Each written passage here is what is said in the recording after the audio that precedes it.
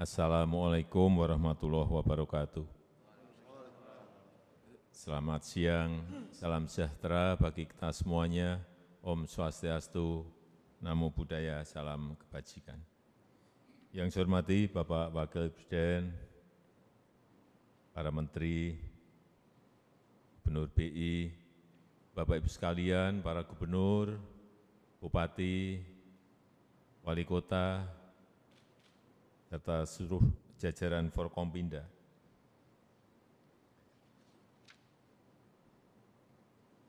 Saya kira saya telah mengingatkan berkali-kali bahwa situasi semua negara sekarang ini tidak mudah, situasi semua negara sekarang ini tidak gampang, karena setelah pandemi yang belum pulih, diikuti dengan perang yang menyebabkan krisis energi, krisis pangan, maupun krisis keuangan atau krisis finansial. Sama juga di negara kita, urusan yang berkaitan dengan BBM, ini persis sama yang dialami oleh negara-negara lain. Bahkan di beberapa negara, harga BBM sudah berada di angka ada yang Rp17.000, ada yang Rp30.000, bahkan gas di Eropa sekarang ini sudah naiknya bisa lipat 6 kali, ada yang 7 kali.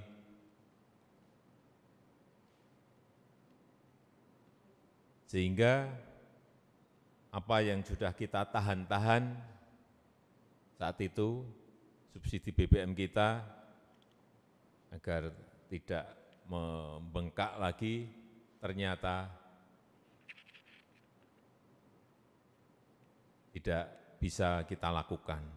Karena memang subsidi BBM yang sebelumnya 152 triliun, itu sudah melompat 3 kali lebih menjadi 502,4 triliun rupiah. Ini pun, jumlah yang ada ini pun, setelah kita lihat lebih detail, itu kuota subsidinya itu hanya untuk 23 juta kiloliter Pertalite dan 15,1 juta kiloliter solar. Dan setelah dikalkulasi, ini hanya bisa sampai pada awal Oktober. Kalau sampai akhir tahun, sampai akhir Desember, kebutuhan kita menjadi 29,1 juta kiloliter untuk Pertalite dan 17,4 kiloliter untuk solar. Ini estimasi kebutuhan. Sehingga akan muncul lagi tambahan kebutuhan untuk subsidi sebesar 195 triliun rupiah. Artinya total, kalau kita lakukan itu bisa sampai 700 triliun. Uangnya dari mana? Enggak mampu APBN kita. Oleh sebab itu, kemarin ada penyesuaian harga BBM yang saya kira Bapak Ibu saudara-saudara sekalian sudah tahu semuanya.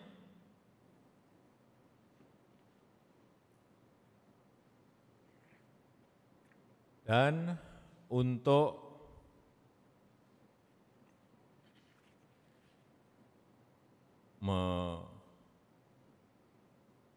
membantu adanya kenaikan BBM ini,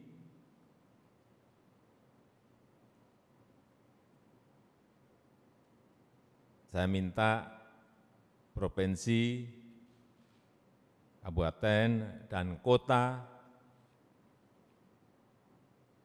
itu juga ikut secara detail bersama-sama dengan pemerintah pusat membantu yang terdampak karena kenaikan penyesuaian harga dari BBM ini. Saya melihat dampak terhadap inflasi ini diperkirakan nanti akan tambah 1,8%. Dan ini yang kita tidak mau. Oleh sebab itu saya minta kepada gubernur, bupati, wali kota agar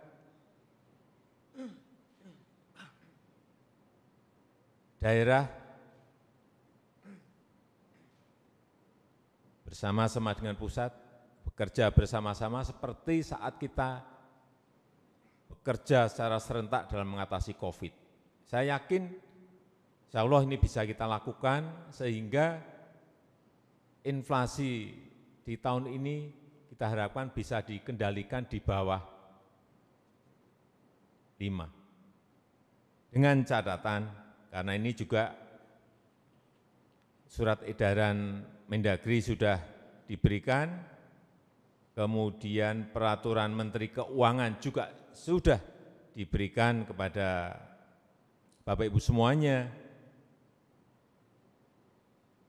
yang di situ disampaikan bahwa 2% dari dana transfer umum, artinya dana alokasi umum DAU, kemudian juga dana bagi hasil DBH, ini 2% bisa digunakan untuk subsidi dalam rangka menyelesaikan akibat dari penyesuaian harga BBM.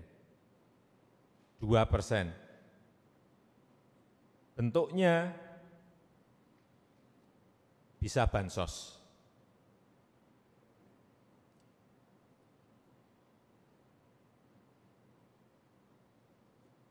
Terutama pada rakyat yang sangat membutuhkan, nelayan misalnya, dan harian menggunakan solar, ini bisa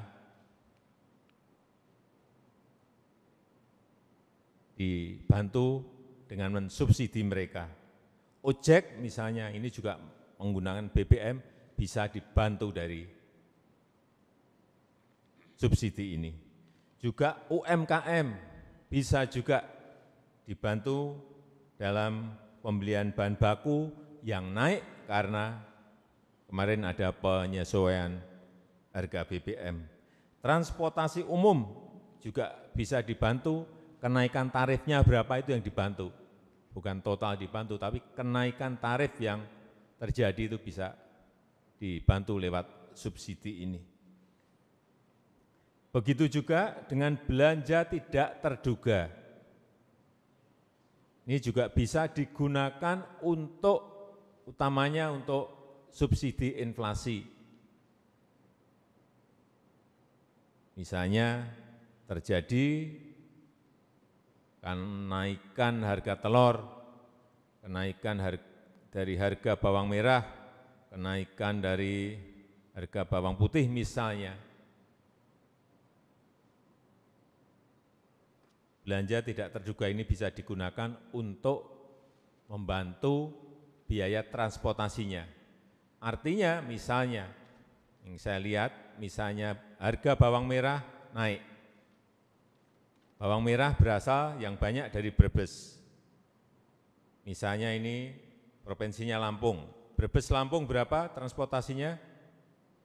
Biaya transportasinya 3 juta. Nah ini yang ditutup biaya transportasi itu, 3 juta ditutup oleh Pemda. Sehingga harga yang terjadi adalah harga petani di Brebes, kemudian sama dengan harga yang ada di pasar.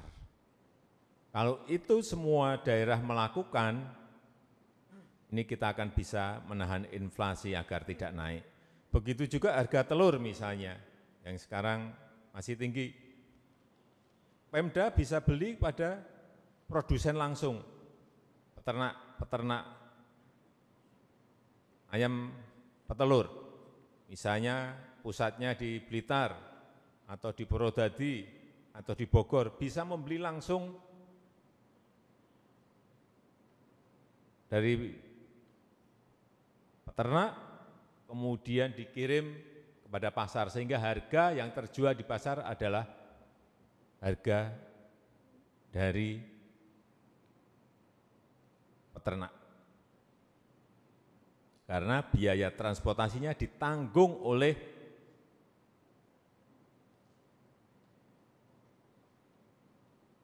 pemerintah daerah, provinsi, kabupaten maupun kota. Juga belanja tidak terduga ini bisa juga dipakai untuk bansos kepada yang terdampak karena adanya penyesuaian BBM ini.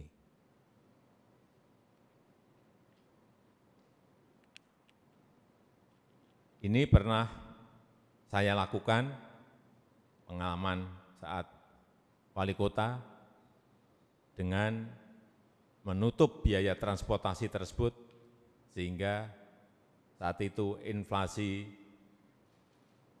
bisa kita turunkan sampai angka, seingat saya, 1,2. Sehingga saat itu saya diberikan hadiah dari Menteri Keuangan, seingat saya 10 miliar dalam bentuk DID. Artinya ini bisa dilakukan, ini bisa kita lakukan. Tetapi memang kita kerja lebih detail. Karena apa? Sekarang ini yang ditakuti oleh semua negara, adalah kenaikan harga barang dan jasa. Inflasi, itu yang paling ditakuti. Kalau sebuah daerah terjadi kenaikan harga barang dan jasa, dan kepala daerahnya diem saja, artinya dia nggak ngerti inflasi itu apa dan berakibat kepada rakyatnya itu apa. Hati-hati dengan satu kata ini, inflasi, hati-hati. Sekarang sekali lagi, semua negara ketakutan dengan yang namanya inflasi. Dan instrumen yang digunakan biasanya adalah menaikkan suku bunga. Yang kita lakukan sekarang ini, di situ iya, lapangannya juga kita kerjain. Sehingga kita harapkan betul-betul negara kita bisa mengendalikan inflasi dengan baik. Dan kalau kita lihat posisi per hari ini, dana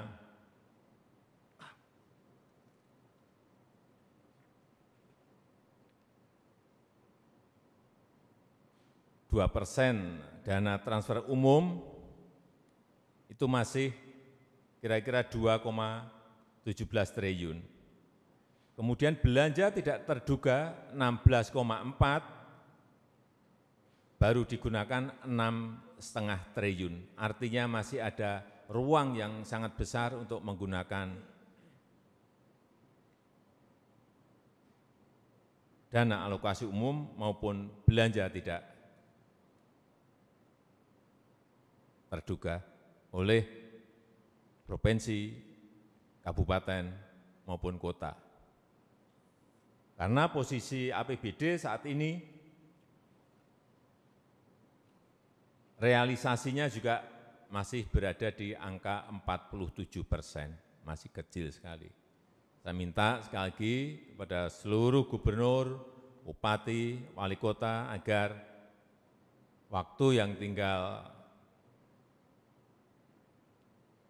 Oktober, November, Desember ini betul-betul anggaran yang ada ini segera bisa direalisasikan. Karena kita tahu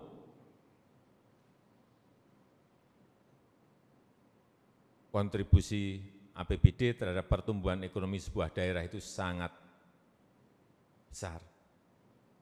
Dan juga supaya kita juga tahu bahwa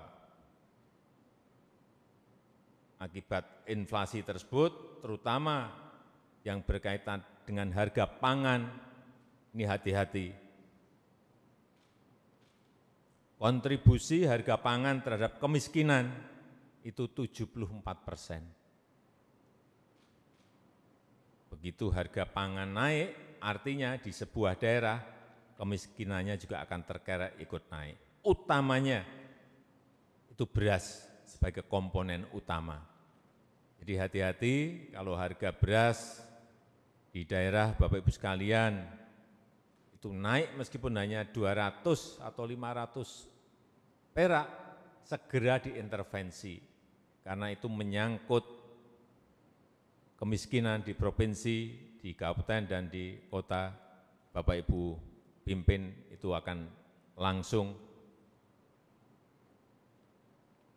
bisa naik angka kemiskinannya. Ini kabupaten dan kota yang inflasinya tertinggi, tolong dilihat, dan agar segera dilakukan intervensi di lapangan, Luwuk, Jambi, Kota Baru, Sampit, Tanjung Selor, Jayapura, Sintang, Bungo, Padang, dan juga Sibolga.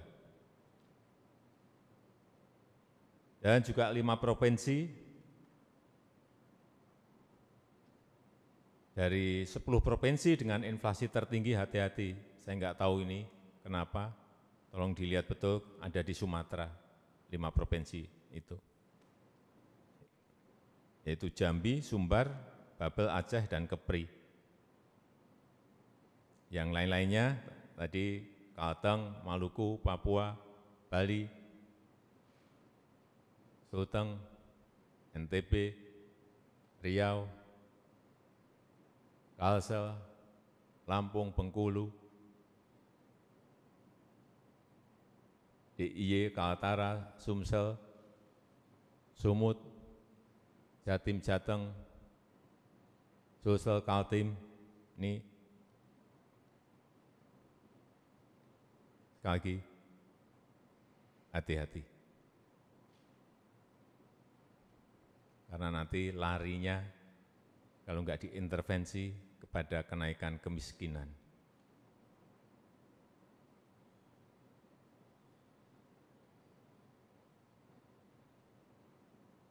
Oleh sebab itu, seluruh provinsi, kabupaten, dan kota harus tahu pasokan berasnya dari mana, kalau harus membeli dari luar provinsi, kabupaten, atau kota.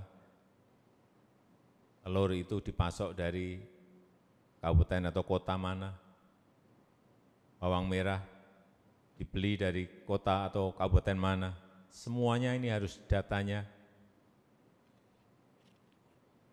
detail. Dan kalau ada yang masih belum tahu mengenai ini, agar minta informasi ke Menteri Perdagangan atau Badan Pangan Nasional. Saya kira informasi ada di situ.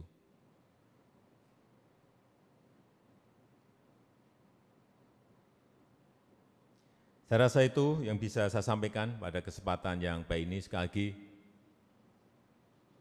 kemarin saya kira sudah juga bertemu dengan Jaksa Agung, dengan Kapolri, dengan BPKP,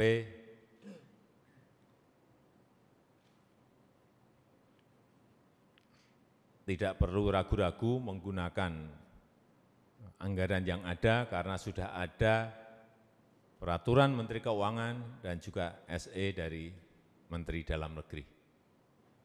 Payung hukumnya sudah jelas. Asal penggunaannya betul-betul digunakan dalam rangka untuk